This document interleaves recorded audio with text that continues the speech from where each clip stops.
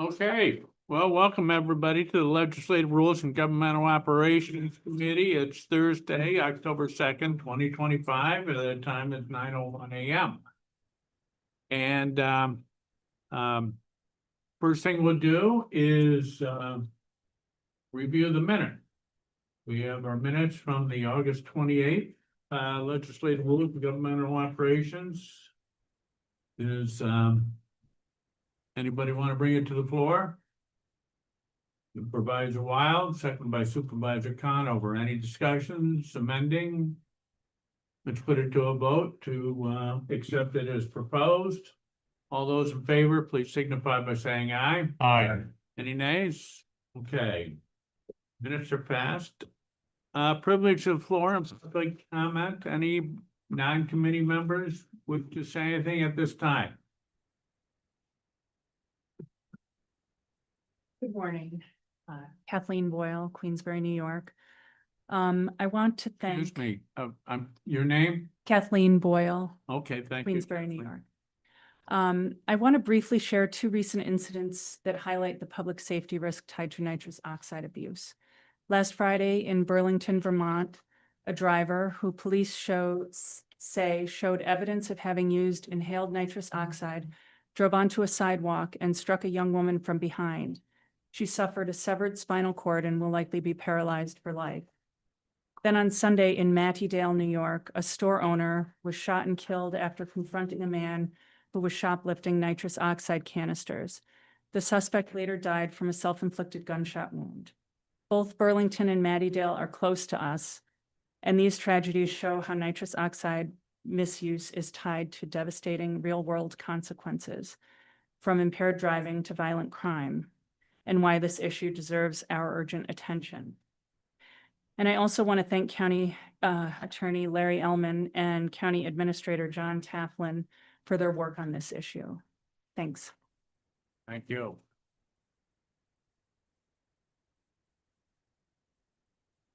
All right, moving on with the agenda as proposed, we have an action item. And I see Commissioners McLaughlin and Hubbard are present. Would you please come to the table? And one of the items you're proposing, and you have spoke of it before, is to amend the election services fees for 2026. Would you like to speak or elaborate? Yes, so when we were getting ready to do our budgeting this year, we were looking back at what we did in previous years. And previously, we had structured our fee payments from the towns based upon the districts they had. Since the last time we've done this resolution, the county has redistricted. So towns such as Warrensburg, which previously had 3 districts, and Bolton, which previously had 2 districts, are down to 2 and 1 respectively. So they were being disproportionately charged more money. We wanted to make sure that we pulled that in line and that we also were fair to the remaining towns as well. So we kept the baseline cost the same. It's still $17.50 for an election district. But we changed it with qualifiers based upon your number of active voters. The more active voters you are, the more equipment we need to send, the higher the cost of reimbursement. So, you know, voters that are in a district with less than 1,000, it's going to be $17.50, and it goes up every 500 or so until you get to about 2,000, where it caps at $2,500. We're hoping to get that passed through this year, and we're hoping to revisit this after every presidential year, barring any unforeseen circumstances. Any questions for the commissioners? I'll bring it forward. Conover? Yeah, for discussion. I'll second it, John. Oh, okay. Bring it to the floor, seconded by Supervisor Driscoll. Yeah.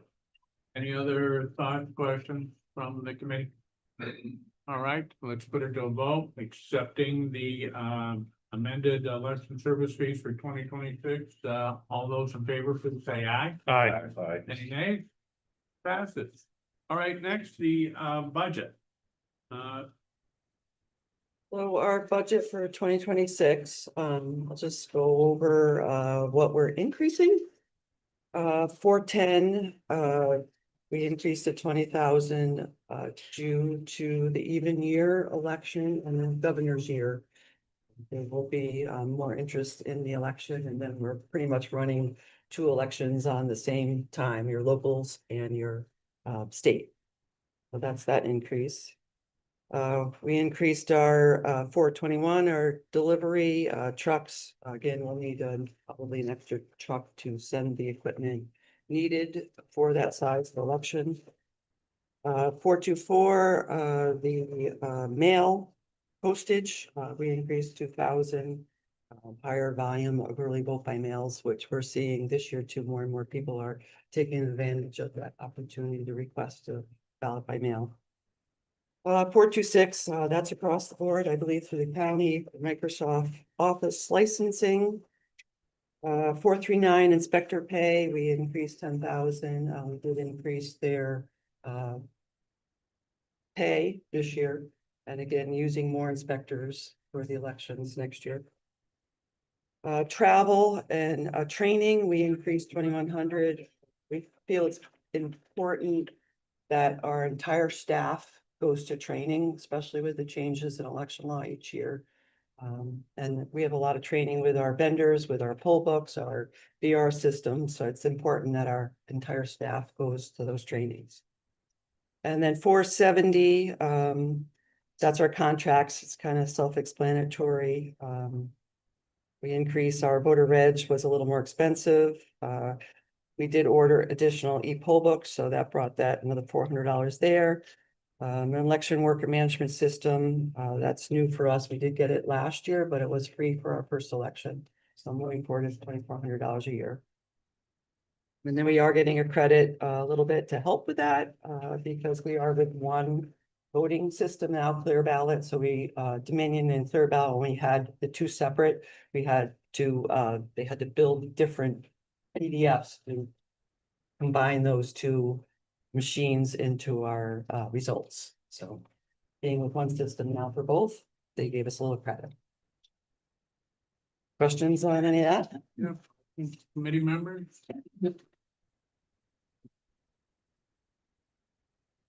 Okay, this is a discussion item. Supervisor Conover? Yeah, just a comment, I don't know how you keep it all straight, to be honest with you. It's just amazing to me. It just seems to get more complicated as. I think you run a very, very professional operation and it shows. Keep up the good work. Thank you. Thank you. We appreciate that. And our last page has our accomplishments for 2024 and goals for 2026. I think our most, we want to have successful elections, get people registered to vote, get them out to vote, get candidates on the ballot. That's, and not end up in the newspapers or in court. Supervisor Thomas? Yeah, just a comment. I think it'd be a lot cheaper to have paper ballots, have same day voting and hand counting. It would probably cut this expense by a couple $100,000. Okay, any other thoughts or questions? The commissioners? Thank you. Thank you. Very much. All right, county auditor.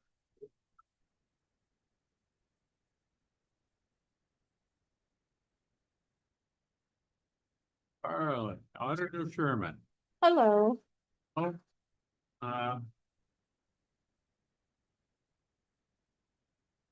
a discussion item, your 2026 budget. Would you please review that for the committee? It's very extensive. Our budget's relatively the same every year.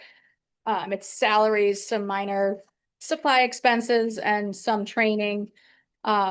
We do have the extra IT expense this year, so that did increase a little bit. But generally everything's pretty much the same. The only thing, my notary expires next year, so That's added in to the 439 code. But everything else is pretty much on track for what it's always been. I don't know if anybody has any specific questions. No. Questions from the committee on the proposed budget? Just a, Yes. Carla, it looks like your projected 25s are gonna be, in some cases, considerably lower than what you budgeted for in 25, which is a good thing. But, well, a lot of my expenses for the year don't hit until the end of the year. Okay. Like, so my big supply orders at the end of the year. Okay, all right. I have a fraud conference in November, Okay. so that'll take up the rest of that. So a lot of the stuff So isn't probably, accurate of the full year. So, Yeah. be close. Great, Yeah. thanks.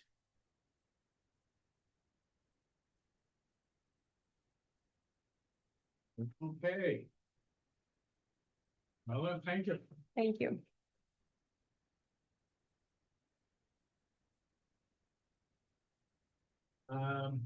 Next. County clerk, DMB.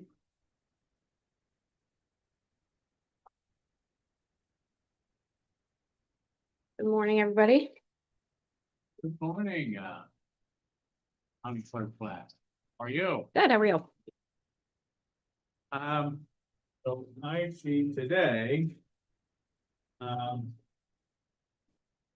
Discussion of the York 2026 budget. Would you please, give us an overview? Sure. There's a lot of items in our budget, but I'll just go over the budget recap if that's okay with you guys. After the advice that we received in our department head meeting this summer, I went ahead and did a 5-year analysis of our revenue expenses. So in light of that, you'll see a decrease of county clerk fees of 70,000 due to historical data and forecast, and the same with local mortgage tax with a decrease of 100,000, getting it back to actually where it tends to be. And then, like every other department, there is an increase in subscriptions for the IT department.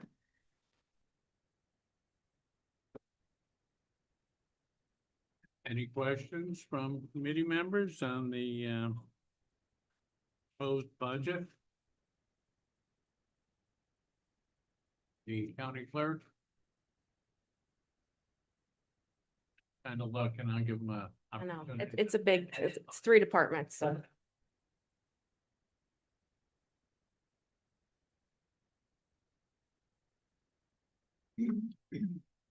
Dennis, Yes. At- Manager Biscoe? At this point, you're fully staffed or how is that? We are fully staffed minus 1 legal recording clerk, which will be hired in the next couple weeks. And their job is in the records room, so they're a little behind there. Right, it's fine. Yep. Thanks. Yep.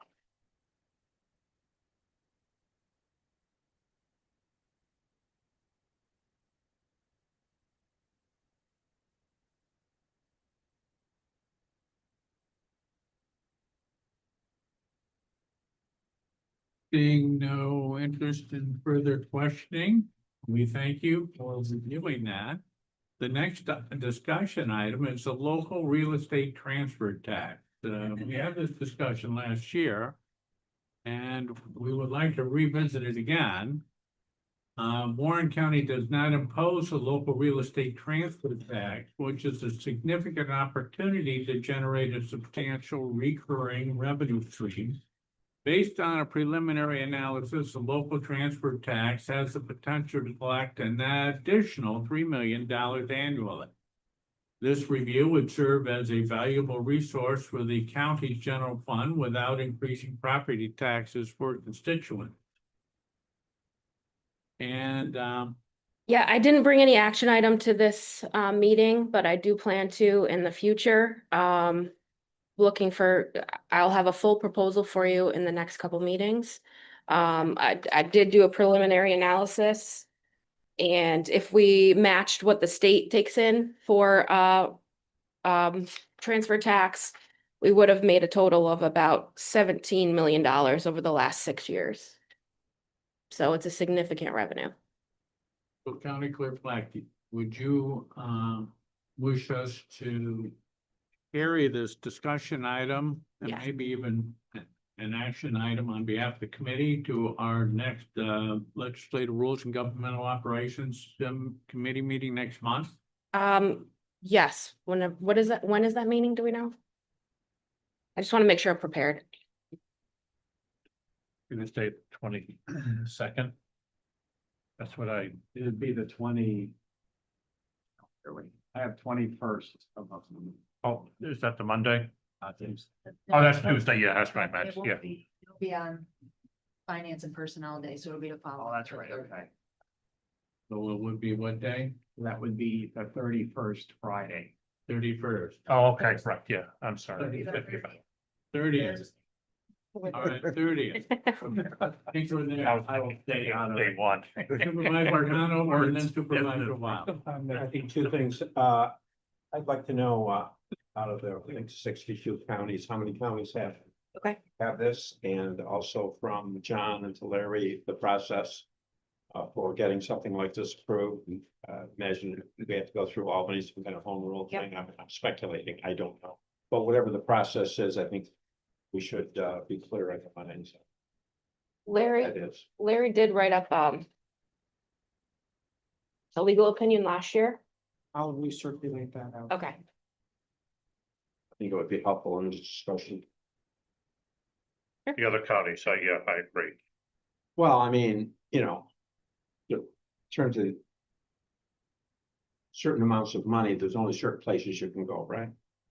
So the sales tax or real estate tax or perhaps the mortgage, I don't know, but it's generating that kind of money. I mean, there are only so many places you can go, with that kind of revenue. I think it would be an interesting thing to know what. The other thing is, so much of our stock now is, seasonal. Yeah.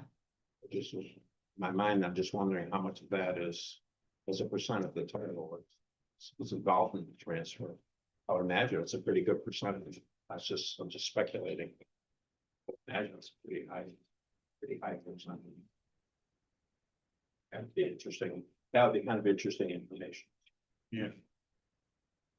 Supervisor Wild. Thank you, Mr. Chairman. I did have a question about the state. Supervisor Conover brought that before me. Thank you. But I'm curious, what is the current rate that we charge now for, is it per thousand? We take in for the state, we take $2 per 500. $2 per $500, $500? Yes. $500,000. $500. Yes, So it's $4 per thousand? yes, That's a big chunk of money. for the state, yeah. And we're proposing to do the same. There's also a millionaire's provision on that for any property, residential real property with $1 million or more. It increases to 1%. It's called the mansions tax. I don't remember what date that was enacted, but obviously would apply to some of the higher value properties in Warren County. Not gonna address the process briefly. Did discuss it last year when there was a larger discussion of potential revenue sources for the county. And it really mirrors exactly what the county clerk is doing to extend the additional mortgage tax. Which is, it should start in January with a resolution request under municipal home rule to the legislature, to our representatives. Asking them to move forward with legislation. So that Warren County can get permission from the state to impose this tax. If that's passed and signed by the governor, at that point, then Warren County will move forward with a local law. Put that additional transfer tax into our local laws for collection, which would mean starting it in December or January would hopefully make it effective January of 2027, assuming it passes through each of those steps. Are there, Mr. Chairman, if you don't mind, are there any provisions for workforce housing? that they might not have to succumb to this tax? That would be something different than what I looked at. I don't know. I don't know off the top of my head what the state of New York has for carves out on this tax, what kind of entities or properties are exempt. But I'll look at that. We'll also look at, I know Essex County has this in place from the research we did last year.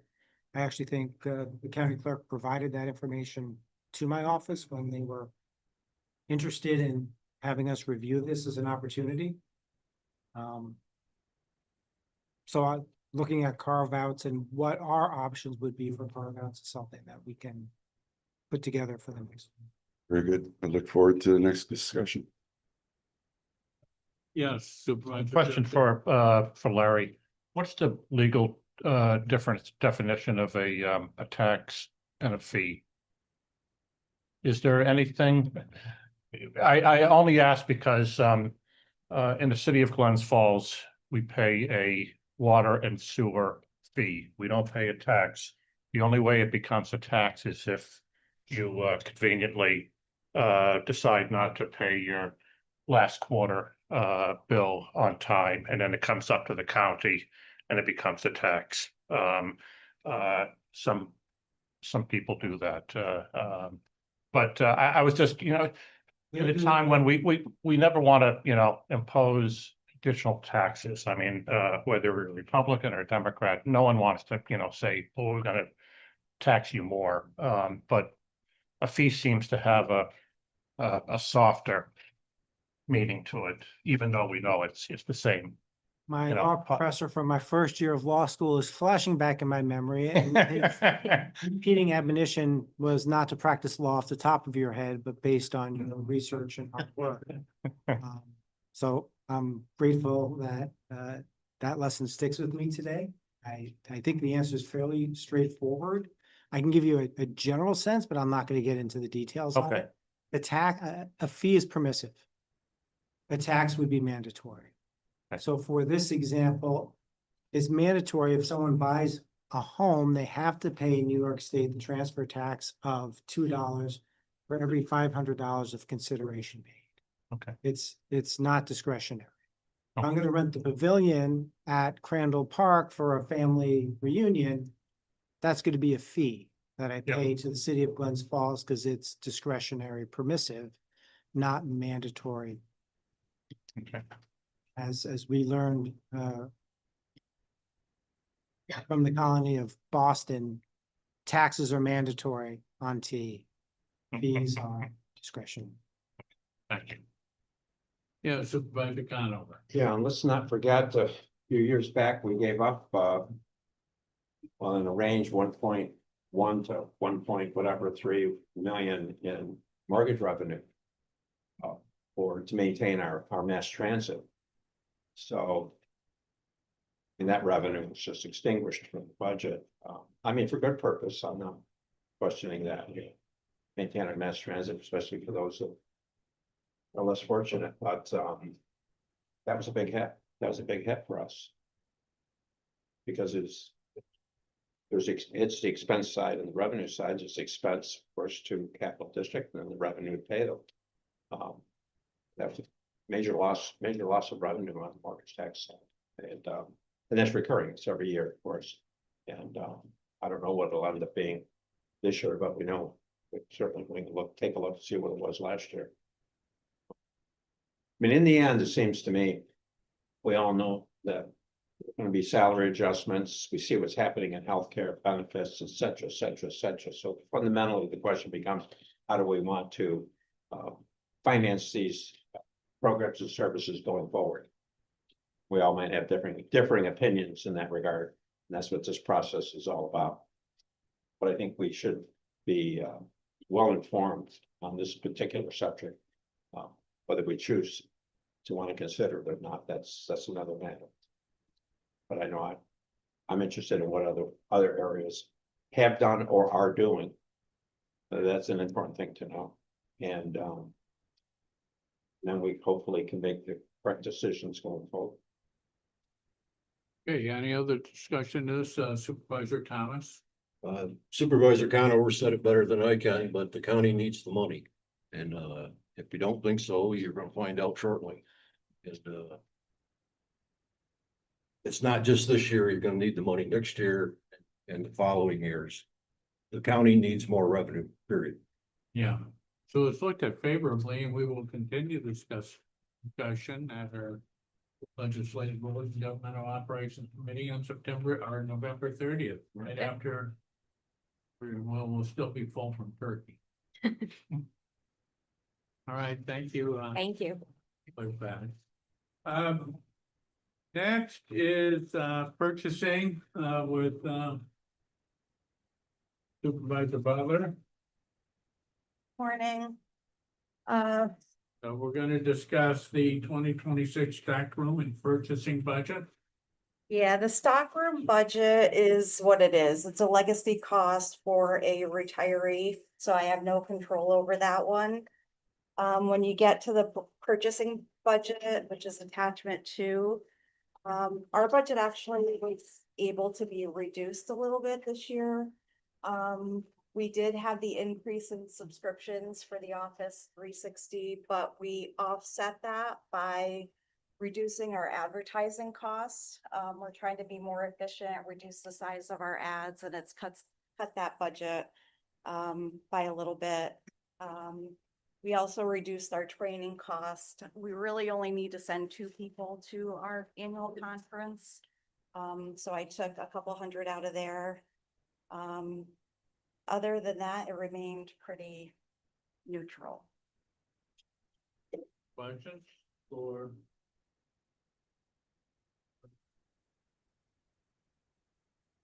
Yeah, Supervisor Thomas. Yeah, I mean.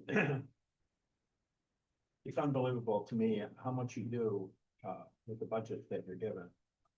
What you've done, not only for the county, but for the municipalities, when the county just continues to be just exceptional service. You always do it largely with a smile, and it's helped us enormously with our transfer stations as one small example. Not to mention the common purchasing, the group purchasing, that saved us all a lot of money and time going out and getting pricing for things that are already have been bid upon. So it's there's an awful lot being produced out of this department. And a lot that goes on a daily basis, just phone calls from different legislators to your office that get answered so well. So I can't say enough about you and your team and the job that you're doing. It's just tremendous. Thank you. Any other questions or thoughts? Purchasing? Thank you, Julie. Thank you.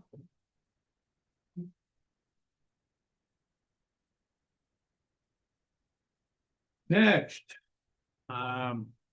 continue our discussion as Ms. Boyle already introduced it. Regarding the sale of nitrous oxide products in Warren County, we were going to get a copy of the Humboldt County law. I don't remember receiving that. But we have a discussion on it today.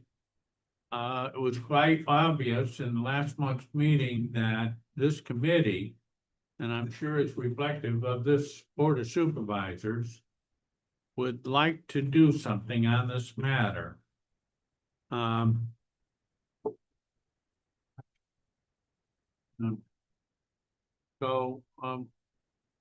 Today is a continuance of the discussion, but I would like to have gotten some legislation to focus on where the county wants to go by comparing it to Humboldt County law. Okay, well, we don't have that. Chairman, what I could very generically offer is that there's been some coordination and discussions with other departments in the county. And other departments are currently looking into the issue a little deeper to see what actions may be available. And there may be more of a update to be able to provide at the next board meeting. As there seems to be some movement on this issue outside of Warren County as well. That might be the most cryptic statement I can provide on the record. But at this time, I prefer not to go into any of the details. I've heard and learned some other departments who are engaging on this issue. Did your office supply this committee with a copy of the Humboldt County legislation? Certainly, Humboldt County is not a county in New York. But I will certainly provide that to everybody on the committee. But what they had to say might be something that reflective of what we would like to say. Okay. Okay.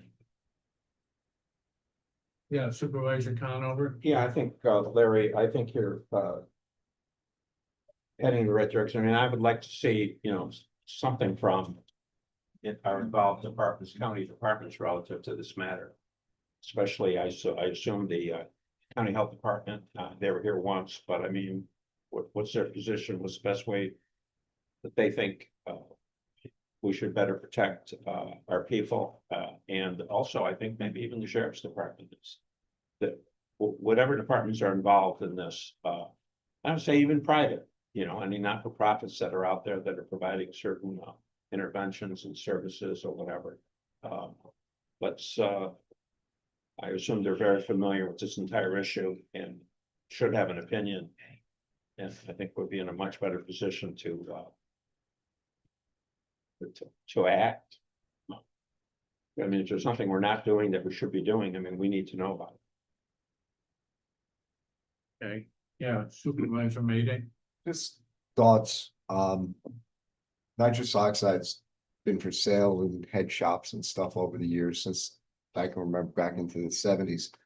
And I think what's bringing it around more now that you have stuff like that being sold in convenience stores. And also now you have more of these smoke shops that, it's just more exposure. It's on steroids now. And I don't know how you turn that back now that some of these shops have been allowed in certain towns and whatnot, so I'm not sure what the answer is, but I know that we can do nothing, or we can do something. yeah, no, I'm not saying to do nothing. That's I know what you're saying, it's frustrating. right. Yes. Supervisor Wyatt. Mr. Chairman, thank you. I'm looking for us to move as quick as we can. It is an issue in the county as well as across other regions. But from the public's perspective, government moves agonizingly slow sometimes. And I would just like to maybe put a little flame under this. Say, let's see if we can move a little bit faster, even if we have to take the lead in the state to make something happen.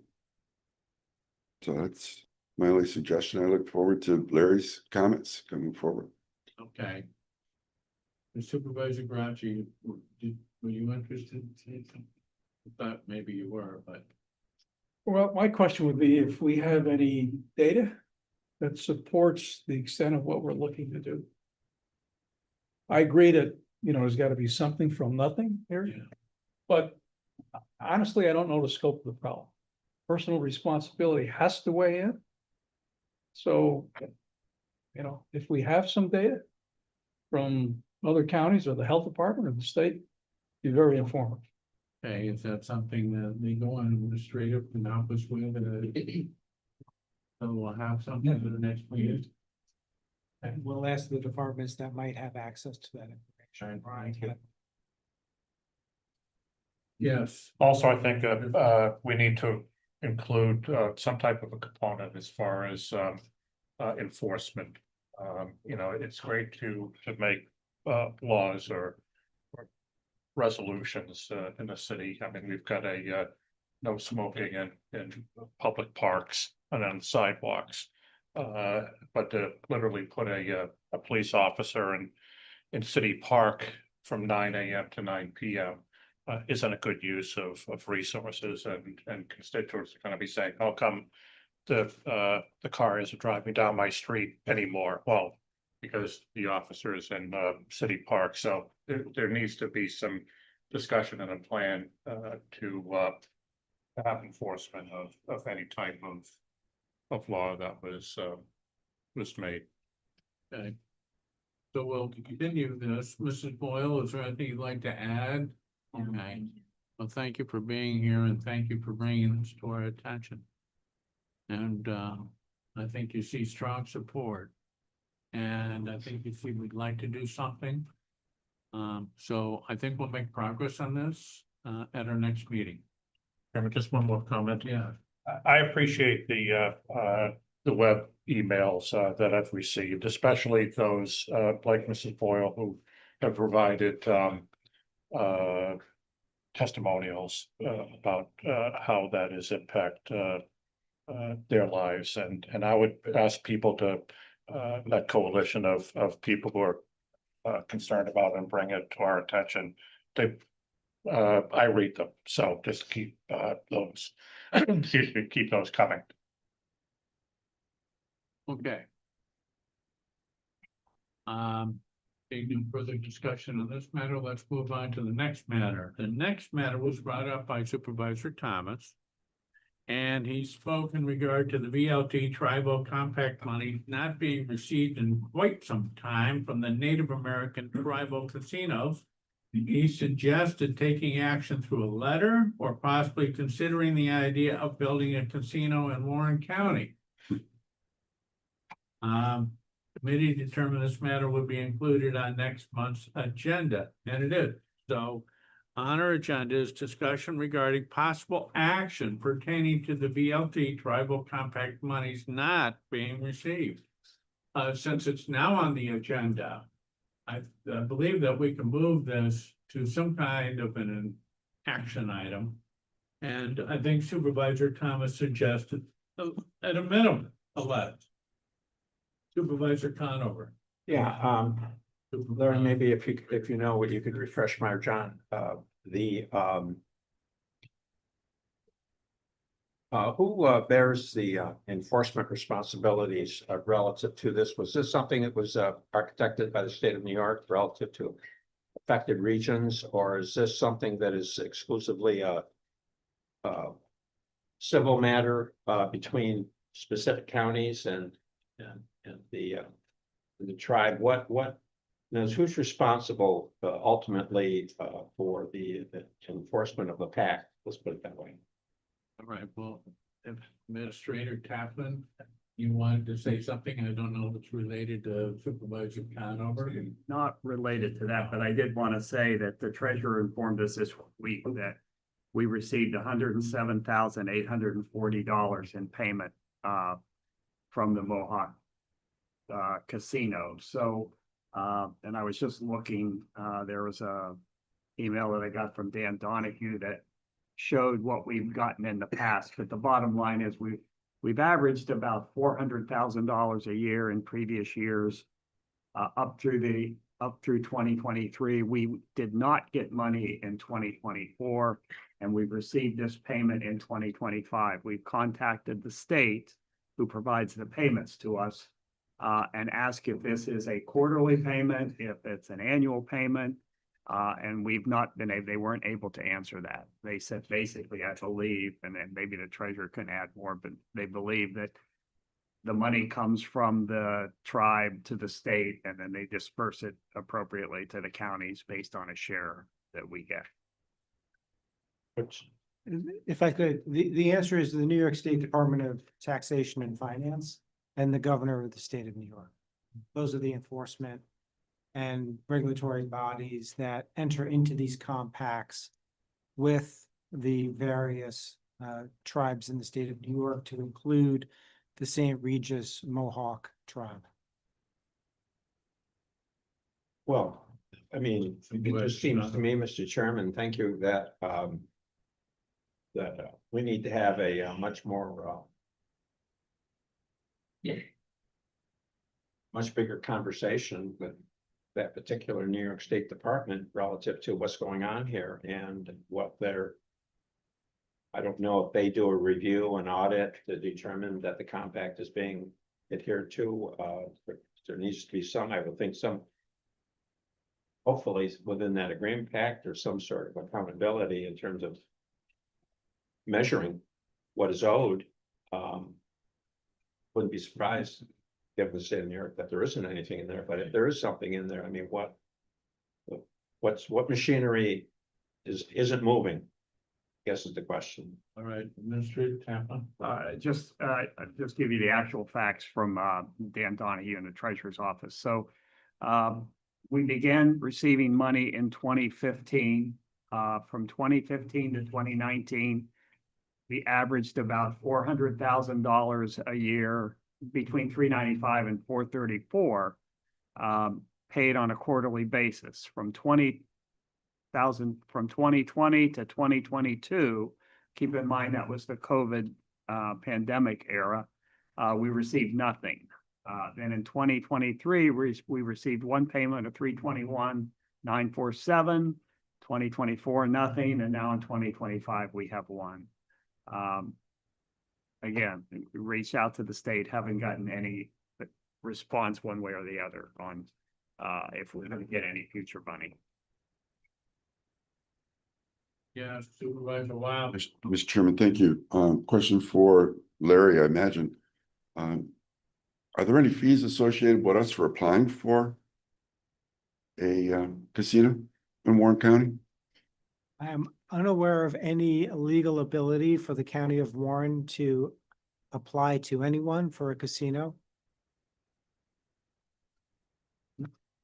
Or stated otherwise, I do not believe the county of Warren has any authority legally to start any process of putting a casino in place, other than, I'm not even sure if municipal home rule would cover that, but I could check into that.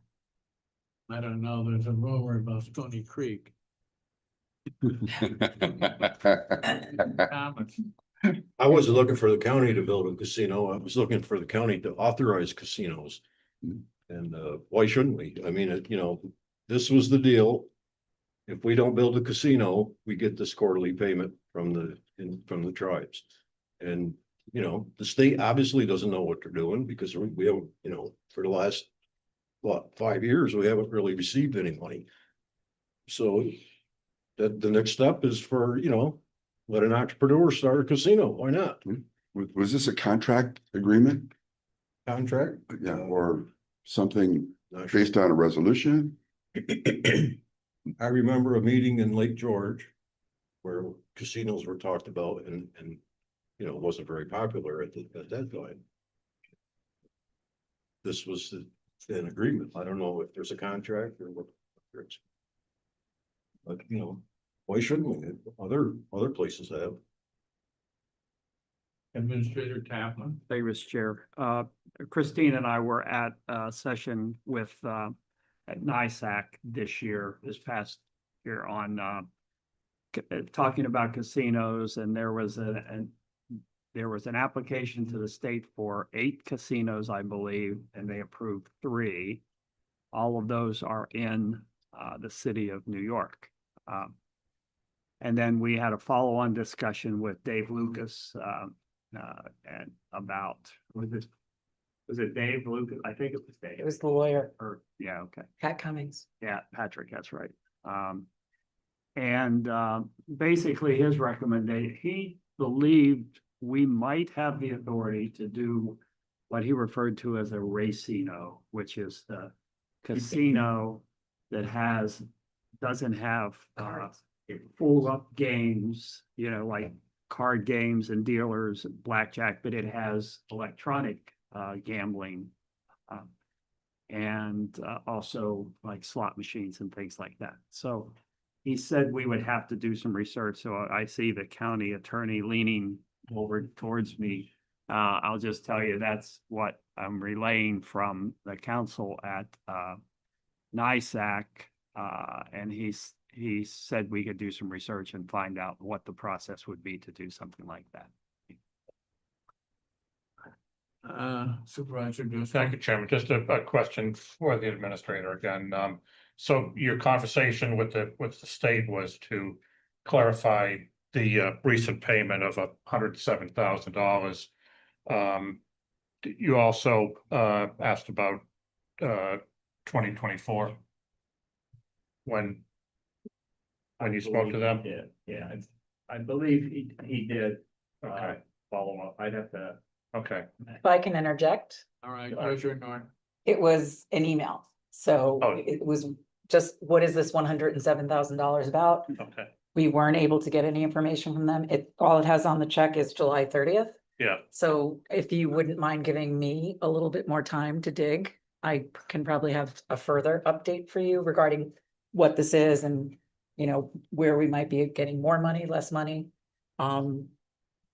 But again, it's just one email this past week, so we just need a little bit more time. that's to fine. dig. But I would suggest that if we're asking about 2025, why not ask also? Oh, no, 2024? absolutely. Yeah, I would actually also ask about 2020 to 2022. right, yeah, Sue.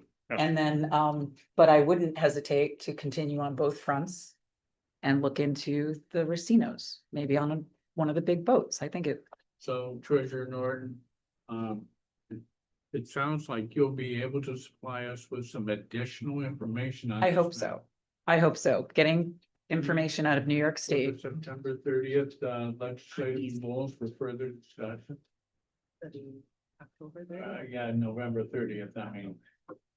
October 30th. Okay, well. At Thanksgiving, I'm on.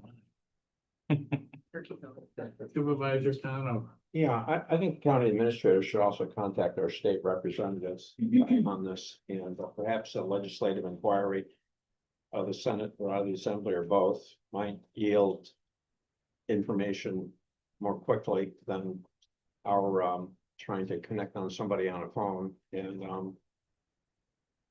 I think that if we have questions, right? Why didn't we receive any money? Is there a good explanation for this? And I don't know how you anticipate any revenue in the budget when some years you're not getting any money and some years you are. I mean, that's just a crapshoot. I mean, you can't put anything in the budget and there may be good explanation here. There may not be. I think what we're looking for is an explanation. And I don't think that's unreasonable. Has it, for example, is the state been received, is the state receive a share? Has the state been receiving its share? I don't know.